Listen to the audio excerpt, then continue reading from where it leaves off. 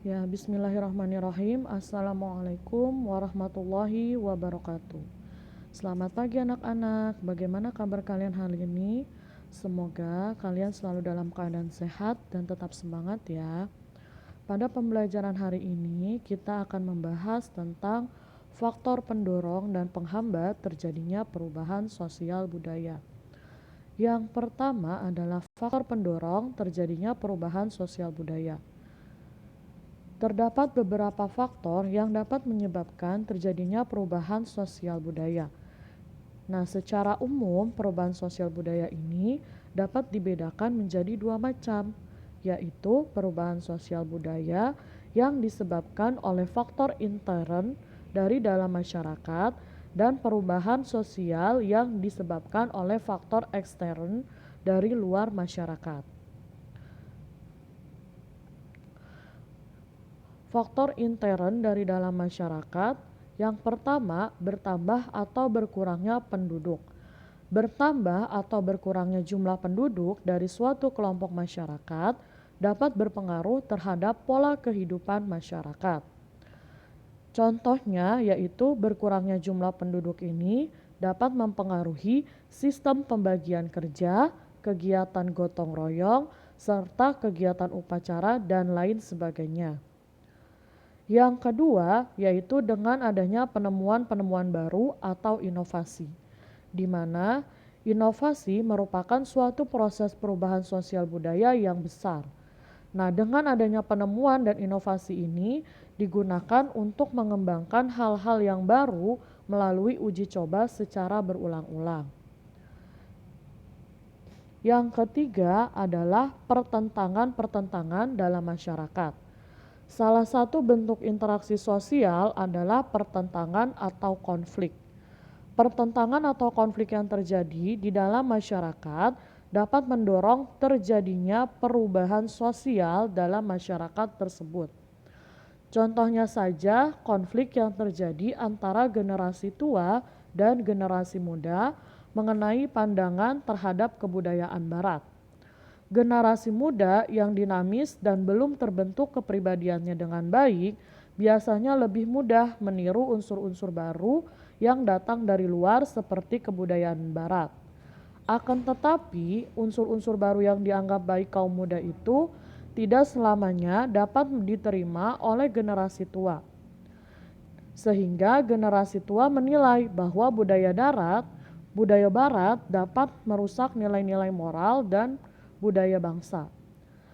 Hal ini tampak pada pola perilaku dan gaya hidup kaum muda, seperti pergaulan yang lebih bebas antara pria dan wanita, kemudian pemilihan mode pakaian yang lebih bebas dan jauh dari nilai-nilai kesopanan, serta kedudukan di antara mereka yang menjadi sederajat tanpa memikirkan kasta maupun kelas sosialnya.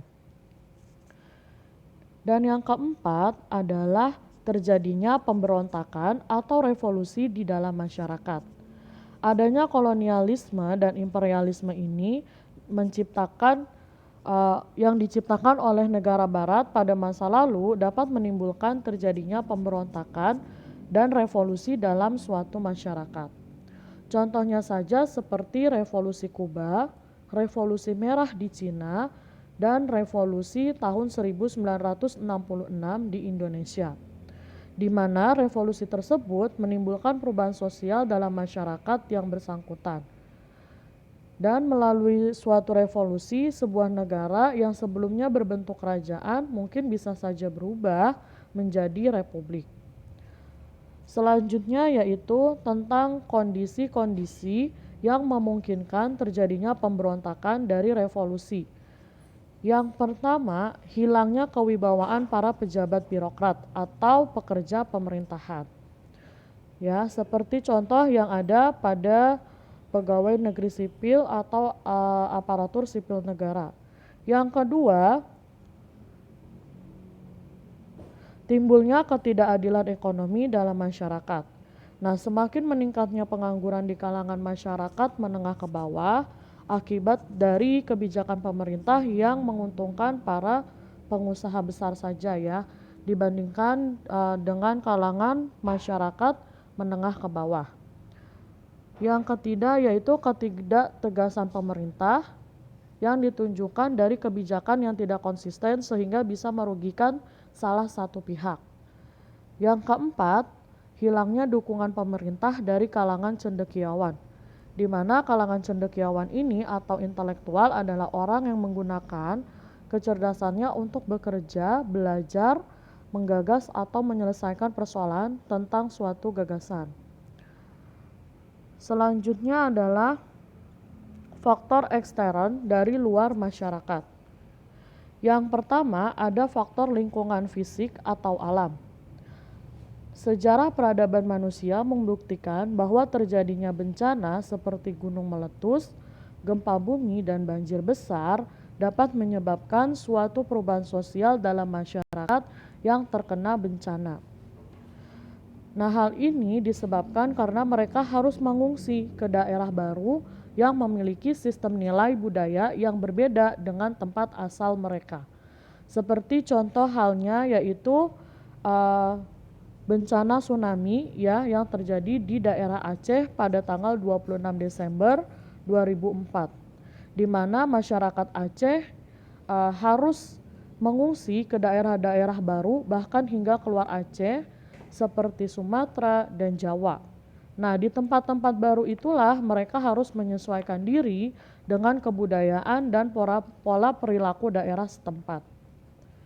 Yang kedua adalah peperangan yang terjadi antar negara. Kelompok yang menang biasanya memaksa kelompok yang kalah untuk menerima budayanya. Contohnya saja seperti Indonesia yang harus menerima budaya asing akibat penjajahan Belanda. Yang ketiga adalah pengaruh kontak kebudayaan masyarakat lain atau luar. Kontak dengan masyarakat lain tidak hanya menimbulkan proses meniru dan penyebaran unsur budaya asing oleh suatu masyarakat, tetapi juga terjadi proses pertukaran budaya asing. Contohnya yaitu ketika ada kelompok masyarakat yang memiliki kebudayaan berbeda, saling bergaul dalam jangka waktu yang lama akan mengakibatkan kebudayaan asli yang masing-masing mereka miliki ini akan berubah bersifat dan wujud membentuk kebudayaan baru sebagai kebudayaan campuran. Selanjutnya adalah faktor penghambat terjadinya perubahan sosial budaya. Yang pertama, kurangnya hubungan dengan masyarakat luar. Masyarakat yang kurang melakukan hubungan dengan masyarakat luar dapat menyebabkan kurangnya mendapat informasi tentang perkembangan dunia. Yang kedua, perkembangan ilmu pengetahuan dan teknologi yang terlambat. Jika suatu masyarakat kurang melakukan hubungan dengan masyarakat luar, maka perkembangan ilmu pengetahuan dan teknologi pada masyarakat terasing atau tertutup akan menjadi lambat. Yang ketiga adalah sikap masyarakat yang tradisional. Sikap yang masih mempertahankan tradisi dan menganggap tradisi tak bisa diubah secara mutlak dapat mengakibatkan perubahan sosial dalam masyarakat tersebut menjadi terhambat. Dan yang keempat adalah perangkat terhadap hal-hal yang baru atau asing. Rasa curiga pada hal-hal baru dapat menghambat terjadinya perubahan sosial budaya. Sikap ini dapat dijumpai dalam masyarakat yang pernah dijajah oleh bangsa-bangsa barat. Dan yang selanjutnya adalah faktor penghambat terjadinya perubahan sosial budaya. Yang kelima yaitu adat atau kebiasaan. Unsur-unsur baru yang dianggap oleh sebagian masyarakat dapat merusak adat atau kebiasaan yang telah mereka anut sejak lama. Sehingga mereka khawatir adat atau kebiasaan yang dianut menjadi punah jika mereka menerima unsur-unsur baru. Bahkan dapat merusak tatanan atau kelembagaan yang mereka bangun dalam masyarakatnya.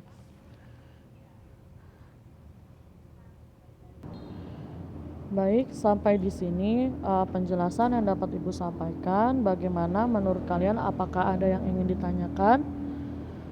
Jika sudah paham, alhamdulillah. Namun jika ada yang masih belum paham, silahkan bisa ditanyakan ya secara japri. Nah, bagi yang sudah paham, silahkan kalian lanjutkan untuk mengerjakan latihan soalnya yang ada di halaman 47. Ya, di sini disediakan sebuah tabel ya untuk dilengkapi. Nah, kalian tinggal melengkapi faktor pendorong terjadinya perubahan sosial budaya itu apa saja. Ya, di situ kalian sebutkan satu persatu. Kalau faktornya ada 4 ya kalian sebutkan 4. Kalau faktornya ada 3 kalian sebutkan 3. Kemudian untuk faktor penghambatnya juga sama.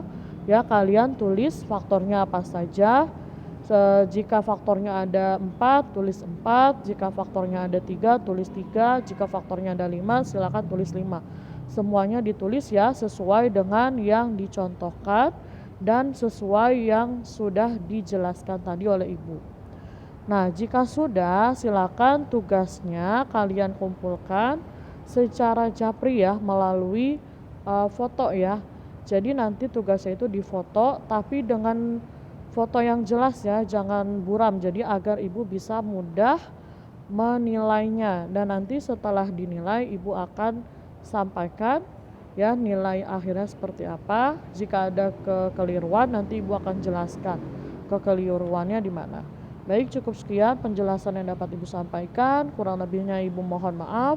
Wassalamualaikum warahmatullahi wabarakatuh.